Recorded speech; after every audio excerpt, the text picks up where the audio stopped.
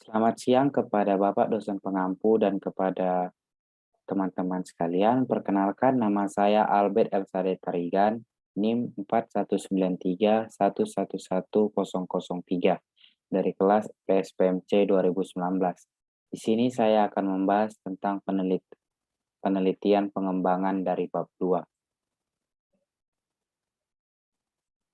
Penelitian pengembangan. Penelitian pengembangan dilakukan untuk menghasilkan produk bahan ajar yang berkualitas, di mana pengembangan merupakan salah satu dari jenis penelitian. Penelitian ini dikenal dengan istilah Research and Development atau R&D. Penelitian ini bertujuan untuk menghasilkan suatu produk baru atau memperbaiki produk yang sudah ada, baik berupa buku, lembar aktivitas siswa, atau las, media, buku modul, dan bahan ajar lainnya. Prinsip yang harus diperhatikan dalam mengembangkan bahan ajar yaitu yang pertama, prinsip relevansi, berarti bersangkut paut dan berguna secara langsung. Yang kedua, prinsip konsistensi. Konsistensi berarti ketetapan dan kemantapan dalam bertindak. Yang ketiga, prinsip kecukupan. Proses pengembangan bahan ajar perlu memperhatikan prinsip ini, di mana isi bahan ajar harus diluas meliputi semua tujuan pembelajaran yang ditetapkan hendaknya tidak terlalu panjang dan singkat. Nah, selanjutnya kita akan membahas tentang proses pengembangan. Nah, proses pengembangan terbentuk sebagai berikut. Yang pertama itu, proses pengembangan itu yang pertama itu diperlukannya kebutuhan terhadap suatu produk. Kemudian kita akan menuju ke proses pengembangan. Selanjutnya kita akan mengidentifikasi kebutuhan dan selanjutnya kita akan menentukan karakteristik atau spesifikasi produk. Kemudian kita selanjutnya akan membahas tentang produk awal dan yang terakhir uji coba dan evaluasi. Nah, selanjutnya kita akan membahas tentang model-model pengembangan. Yang pertama itu adalah model AD atau Analysis, Design, Develop, Implement, and Evaluate. Yang kedua ada model Thiagarajan atau 4D atau Define, Design, Develop, and Disseminate. Yang ketiga ada model Assure atau kepanjangannya Analyze, Learners, State, Objective, Select, Instructional Methods, Media and Materials, Utilize Media and Materials, Require Learner Participation, Evaluate, and Receive. Yang keempat, model Hennepin and Peck.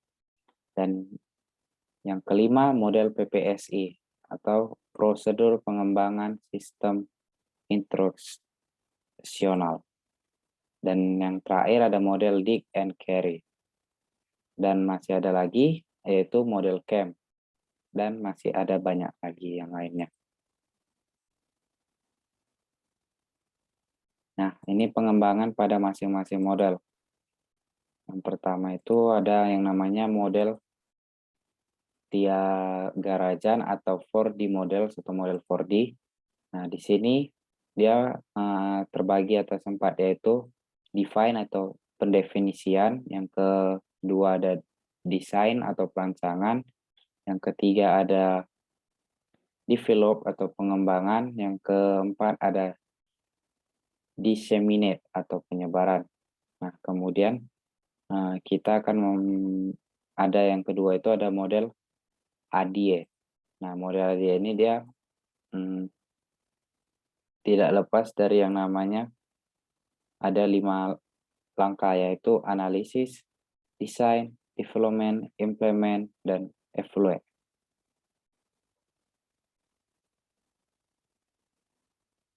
Baiklah, selanjutnya kita akan membahas tentang tahap pendefinisian. Nah, yang pertama itu front end analysis. Nah, dalam tahap ini dilakukan analisis tentang masalah dasar yang dihadapi guru, mengetahui tingkat kinerja guru. Selama penyelidikan inilah alternatif pembelajaran yang lebih baik dan lebih efisien dapat dipertimbangkan. Nah, yang selanjutnya dari tahap pendefinisian ini ada namanya learner analysis atau kita sebut analisis siswa. Nah, pada tahap ini mengidentifikasi karakter dari siswa yang akan dihadapi. Karakter yang dimaksud adalah kompetensi dan latar belakang pengalaman siswa, perilaku umum terhadap topik pembelajaran, pemilihan media, format, dan bahasa. Analisis siswa digunakan karena dapat mempengaruhi keberhasilan setiap tahap pengembangan. Analisis ini juga membantu memastikan bahwa tes kriteria tidak terkontaminasi oleh faktor yang tidak relevan. Oke, selanjutnya learner analysis dibagi menjadi ada dua. Yang pertama, teks analisis dan konsep analisis. Nah, teks analisis ini adalah analisis tugas. Nah, pada tahap ini yang dilakukan untuk mengidentifikasi keterampilan utama yang dibutuhkan dan menguraikannya ke dalam keterampilan-keterampilan yang lebih khusus yang perlu dan cukup. Analisis ini dapat membantu menentukan media yang akan digunakan. Nah, pada langkah ini, analisis tugas ini sangat diperlukan untuk membantu siswa dalam menyelesaikan tugas-tugas yang telah dipilih dan sesuai dengan level mereka tersebut. Kemudian ada namanya yang kedua itu konsep analisis, yaitu atau dalam bahasa Indonesianya analisis konsep. Nah, pada tahap ini yang dilakukan adalah mengidentifikasi konsep-konsep utama yang harus diajarkan, menata konsep tersebut ke dalam suatu hierarki dan merinci sifat atau ciri-ciri dari masing-masing konsep. Analisis ini membantu mengidentifikasi sekumpulan pemikiran tentang contoh dan bukan contoh yang dapat dibawakan dalam alur pengembangan. Nah, selanjutnya kita akan ke specification of object. Nah, specification of object ini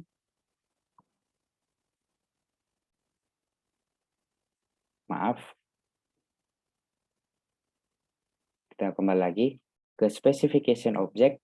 Nah, di sini adalah menetapkan tujuan pembelajaran.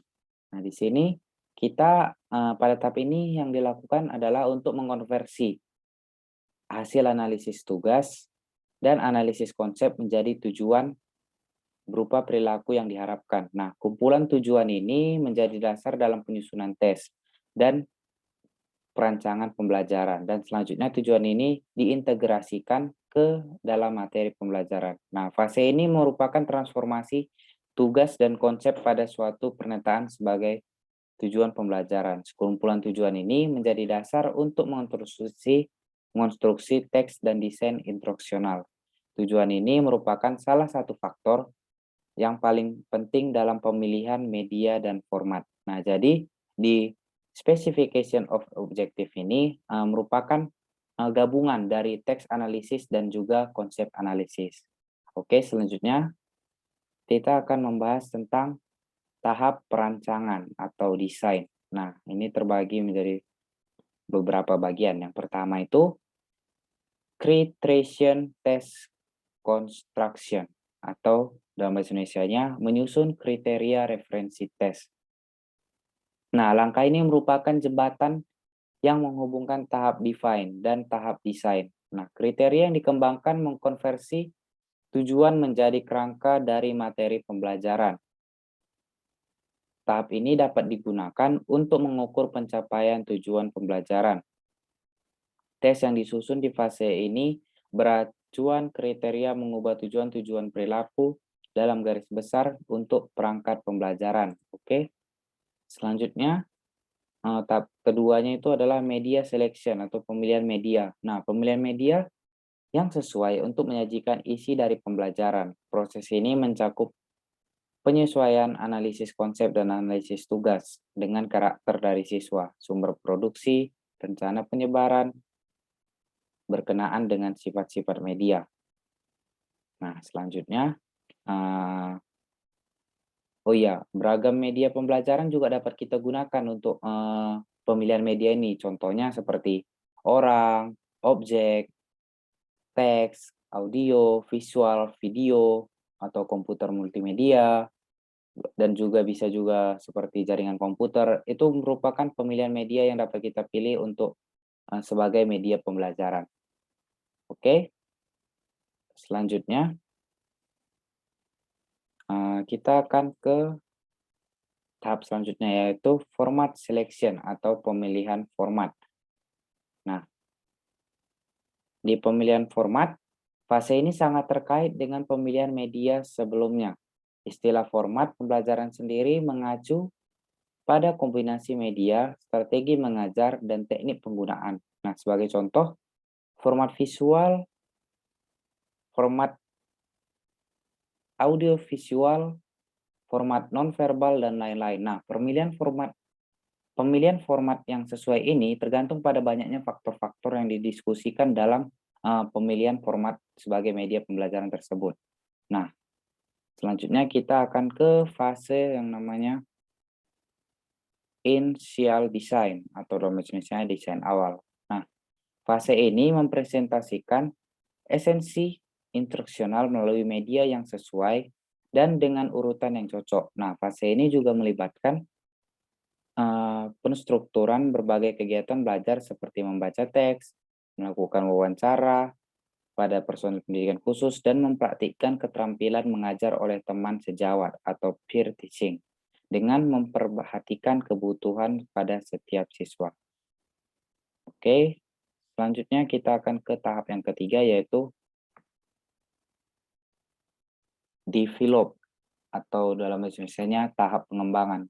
Nah, ini juga terbagi dalam beberapa langkah atau fase. Yang pertama itu expert appraisal atau penilaian ahli.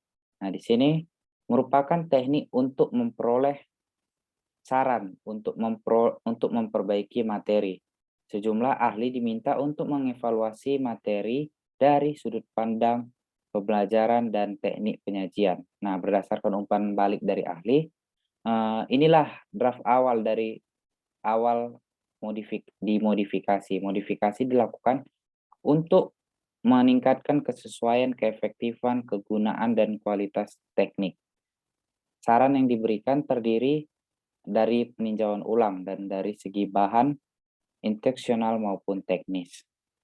Nah, terdapat beberapa petunjuk dalam menerapkan expert appraisal atau disebut penilaian ahli. Nah, beberapa petunjuknya itu yang pertama itu dia menggunakan bermacam-macam spesialisasi dan bidang pendidikan dan teknis. Ahli yang dipilih seharusnya termasuk pada tenaga pendidik khusus, ahli pada materi yang dikembangkan editor bahasa, dan ahli produksi media. Yang kedua, membatasi setiap ahli sesuai dengan bidangnya. Terus yang ketiga, hanya menyajikan bahan instruksional yang relevan untuk dievaluasi oleh setiap ahli. Misalnya tenaga pendidik dapat mengevaluasi kesesuaian isi dengan tujuan. Kemudian yang terakhir, menetapkan tujuan review dan dari setiap ahli dengan mendefinisikan konteks di mana materi digunakan dan dengan menyediakan checklist atau angket. Nah, keempat hal yang tadi yang sudah saya jelaskan itu merupakan petunjuk untuk menerapkan expert appraisal ini agar terjalan dengan baik dan benar. Nah, kemudian kita lanjut ke langkah atau fase yang kedua, yaitu developmental testing. Nah, di sini ini adalah fase terakhir dari tahap pengembangan. Nah, di sini kita menguji cobakan materi terhadap siswa untuk menetapkan bagian yang memerlukan revisi. Berdasarkan respon, reaksi, dan komentar siswa, materi dapat dimodifikasi. Siklus menguji, merevisi, dan menguji ulang dilakukan hingga diperoleh materi yang berlaku, konsekutif, dan efektif. Uji pengembangan melibatkan uji coba materi instruksional pada siswa target. Tujuan uji pengembangan adalah untuk mengumpulkan data dalam membuat materi instruksional lebih efektif. Nah, Tadi pada apresial terdapat 4 petunjuk. Nah, pada developmental testing terdapat 3 tahap dalam uji pengembangan, yaitu uji tahap awal di mana uji coba dilakukan dalam situasi face to face baik individu maupun kelompok kecil. Selanjutnya yang kedua, uji kuantitatif di mana uji coba dilakukan pada situasi sebenarnya di bawah pengarahan dari pengembang instruksional, dan yang terakhir uji coba perangkat total, di mana uji coba dilakukan uji coba total ini dilakukan untuk situasi sebenarnya tanpa pengarahan dari pengembang instruksional. Nah, ini adalah 2 langkah dalam tahap pengembangan. Kemudian kita lanjut lagi ke tahap yang selanjutnya, yaitu tahap penyebaran atau dalam bahasa Inggrisnya disseminate.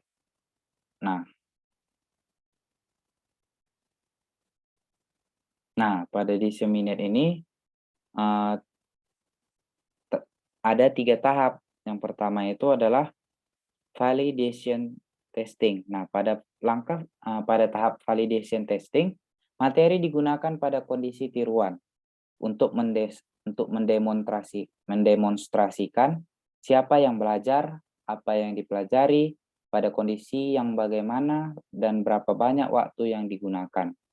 Pada langkah ini, materi juga dibawakan pada pemeriksaan profesional untuk memperoleh pendapat yang objektif mengenai kecukupan dan relevansinya. Selanjutnya,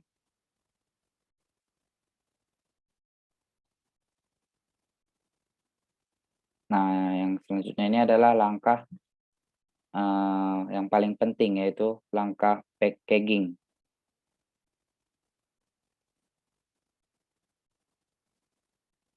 Nah, selanjutnya itu ada namanya langkah packaging, diffusion, and adopting. Nah, sebenarnya dari ketiga tahap ini, yang paling penting itu adalah packaging. Karena terkadang diffusion dan adopting ini sering diabaikan, tapi dalam hal ini pihak prosedur dan distributor dipilih dan bekerja sama secara kooperatif untuk mengemas materi dalam bentuk yang dapat diterima. Itulah packaging. Usaha yang khusus dibutuhkan untuk menyebarkan materi secara luas pada guru dan siswa, serta mendorong pengadopsian dan penggunaan materi. Nah, begitulah dari tahap penyebaran. Oke, selanjutnya kita akan membahas tentang tahap analisis.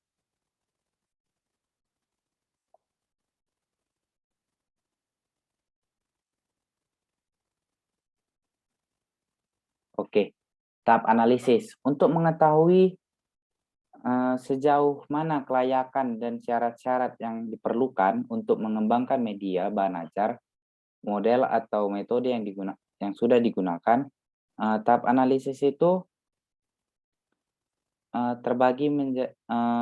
ada beberapa hal yang mesti dilakukan pada tahap ini, yaitu ada 4. Yang pertama itu mengidentifikasi masalah, kemudian menetapkan tujuan pembelajaran, yang ketiga mengidentifikasi knowledge dan keterampilan, dan yang terakhir menganalisis lingkungan belajar. Nah, itulah proses analisis ini yang keempat tahap ini untuk melakukan yang namanya tahap analisis. Nah, kemudian kita akan membahas tentang tahap desain. Tahap desain ini adalah proses merancang konseptual yang diperlukan untuk mengembangkan bahan ajar, media, model, strategi, dan lain-lain guna untuk memecahkan masalah yang ditemukan pada tahap analisis. Nah, pada tahap ini terdiri dari beberapa proses yang harus dilakukan secara sistematis, yaitu yang pertama menentukan tujuan pembelajaran, terus yang kedua merancang rencana pembelajaran, yang ketiga, memilih media. Yang keempat, merancang perangkat yang diperlukan. Kemudian yang terakhir, mengembangkan alat evaluasi untuk mengukur kompetensi tertentu. Nah, kemudian tahap development. Nah, tahap development adalah proses pengembangan produk baru yang dilakukan berdasarkan hasil tahap desain. Nah, pada tahap ini, kerangka konseptual direalisasikan menjadi produk yang siap pakai pada tahap implementasi. Nah, hal yang perlu dilakukan dalam tahap development itu yang pertama mempersiapkan bahan ajar, kemudian merencanakan rangkaian proses belajar, kemudian merencanakan sistem penyampaian, memilih dan memilah bahan ajar yang sudah ada, dan yang terakhir mengembangkan rencana pembelajaran. Oh, maaf, dan yang terakhir itu adalah memvalidasi rancangan pembelajaran. Nah, selanjutnya kita akan membahas tentang tahap implementasi. Tahap implementasi merupakan mengimplementasikan atau uji coba produk yang dihasilkan pada tahap pengembangan. Nah, yang pertama itu proses uji coba dapat dilakukan dengan yang namanya one group pretest dan post-test design, di mana teknik ini bertujuan untuk mengetahui efek sebelum dan di mana teknik ini bertujuan untuk mengetahui efek sebelum dan sesudah pemberian perlakuan. Dan yang kelima ada namanya tahap evaluasi. Nah, tahap evaluasi adalah mengukur kompetensi akhir siswa untuk memberikan feedback kepada pihak pengembangan bahan ajar, model, atau metode. Nah, tahap evaluasi terbagi dalam beberapa bagian. Yang pertama itu evaluasi formatif, di mana evaluasi formatif ini dilaksanakan pada setiap akhir tatap muka atau mingguan. Dan yang kedua itu ada namanya evaluasi sumatif. Nah, evaluasi sumatif dilaksanakan jika kegiatan belajar selesai secara keseluruhan. Evaluasi ini dapat dilakukan pada akhir semester. Nah, ini dapat kita lihat kembali. Evaluasi formatif itu kita lakukan pada akhir tatap muka atau mingguan, sedangkan evaluasi sumatif yang kita lakukan setelah kegiatan belajar selesai secara keseluruhan atau akhir semester. Kemudian kita akan membahas tentang kualitas bahan ajar. Rice dan Nelson dalam Rohman dan Amri 2013 pada halaman 207 mendefinisikan penelitian pengembangan sebagai pengajian sistematis terhadap pendesainan, pengembangan, dan evaluasi program, proses, dan produk pembelajaran harus memenuhi kriteria validitas, praktikalitas, dan efektivitas. Dalam penelitian pengembangan, hasil pengembangan dapat berupa prototipe, model, atau perangkat pembelajaran. Menurut Rohmat, pada tahun 2012, di halaman 68, untuk menentukan kualitas hasil pengembangan, model, dan perangkat pembelajaran umumnya diperlakukan 3 kriteria, yaitu kevalidan, kepraktisan, dan keefektifan. Hal ini sejalan dengan pernyataan Acker yang intinya dalam penelitian pengembangan model pembelajaran perlu kriteria kualitas, yaitu kevalidan atau validity, kepraktisan atau practically, dan keefektifan atau effective finish.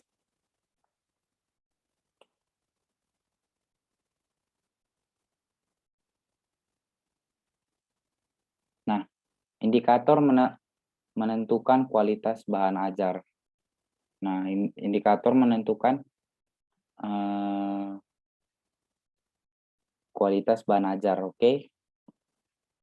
Yang pertama itu ada yang namanya validitas. Validitas dalam suatu penelitian pengembangan meliputi validitas ini, isi dan validitas konstruk. Nah, apa sih validitas itu terbagi menjadi dua, yaitu validitas isi dan konstruk. Apa sih validitas isi dan konstruk? Nah, validitas isi menunjukkan bahwa perangkat yang dikembangkan didasarkan pada kurikulum atau pada rasional teoretik yang kuat. Kemudian yang kedua itu yang tadi kita bahas tadi adalah validasi konstruk. Nah, validasi konstruk menunjukkan konsistensi internal antar komponen-komponen perangkat. Pada validasi konstruk, ini dilakukan serangkaian kegiatan penelitian untuk memeriksa apakah komponen perangkat yang satu tidak bertentangan dengan komponen lainnya. Nah, materi yang dikembangkan dikatakan memiliki validasi isi yang baik apabila komponen-komponen isi materi tersebut merupakan perpaduan antara teori yang cukup luas dan saling mendukung untuk mencapai tujuan pembelajaran yang ditentukan. Selanjutnya, dikatakan validitas konstruk pada kategori baik apabila teori-teori yang cukup luas dan saling mendukung untuk mencapai tujuan pembelajaran sudah yang ditentukan juga. Nah, kemudian kita akan membahas tentang kepraktisan. Nah, pada penelitian ini, perangkat pembelajaran dikatakan praktis apabila dapat digunakan dengan mudah. Kepraktisan yang dikembangkan dalam penelitian ini diukur dari dua indikator, yaitu penilaian ahli pakar dan respon siswa. Nah, penilaian ahli pakar terhadap perangkat yang dikembangkan tersebut dinyatakan dapat digunakan dengan sedikit revisi atau tanpa revisi. Kemudian yang kedua itu adalah kepraktisan ini dapat dilihat dari respon siswa atau untuk kepraktisan tersebut. Yang itu yaitu terhadap perangkat pembelajaran adalah minimal berada pada kategori baik. Nah, jadi semakin direspon siswa maka perangkat pembelajaran ini terbukti praktis karena mudah dimengerti oleh siswa tersebut. Kemudian fakta menunjukkan bahwa perangkat yang dikembangkan dapat diterapkan dengan baik setelah melalui proses uji coba orang per orangan, uji kelompok kecil, dan uji coba situasi nyata. Nah, jadi fakta di lapangan sangat penting untuk membuktikan bahwasanya perangkat pembelajaran tersebut praktis atau tidaknya. Kemudian yang ketiga, indikator yang ketiga yaitu keefektifan. Nah, keefektifan ini berdasarkan pendapat dari ahli bahwasanya aspek yang paling penting dalam keefektifan adalah untuk mengetahui tingkat atau derajat penerapan teori atau model dalam suatu situasi tertentu. Jadi tingkat keefektifan ini menurut biasanya dinyatakan dengan suatu skala numerik yang didasarkan pada kriteria tertentu. Nah, berkaitan dengan keefektifan, keefektifan ini merupakan mengacu pada tingkatan bahwa pengalaman dan hasil intervensi konsistensi dengan tujuan yang dimaksud. Pendapat para ahli juga mengatakan bahwa efektivitas lebih ditekankan pada proses siswa mengalami kegiatan belajar dan hasil yang konsisten dari tujuan pembelajaran yang ditetapkan. Jadi semakin efektif suatu pembelajaran tersebut, maka kualitas bahan ajar itu semakin baik adanya. Nah, ini dia tadi. Nah, kita bahas kembali bahwasanya validitas itu sudah seperti yang saya bahas tadi, bahwasanya validitas itu terbagi menjadi dua, yaitu validitas isi dan validitas konstruk. Nah, kalau kepraktisan dapat digunakan dengan mudah. Kemudian keefektifan, indikatornya itu ada tiga. Yang pertama tadi adalah penuntasan belajar siswa secara klasikal. Kemudian yang kedua, aktivitas aktif siswa berada pada kategori ideal yang ditetapkan. Dan yang ketiga, respon siswa. Misalnya setidaknya 80% siswa memberikan respon positif terhadap perangkat pembelajaran. Baiklah, sekian dari yang telah saya bahas dari bab 2 tentang pengembangan, tentang penelitian pengembangan. Apabila ada salah kata dalam menyampaikan hasil presentasi, saya meminta maaf dan selamat siang kepada Bapak dosen pengampu dan teman-teman sekalian, dan terima kasih.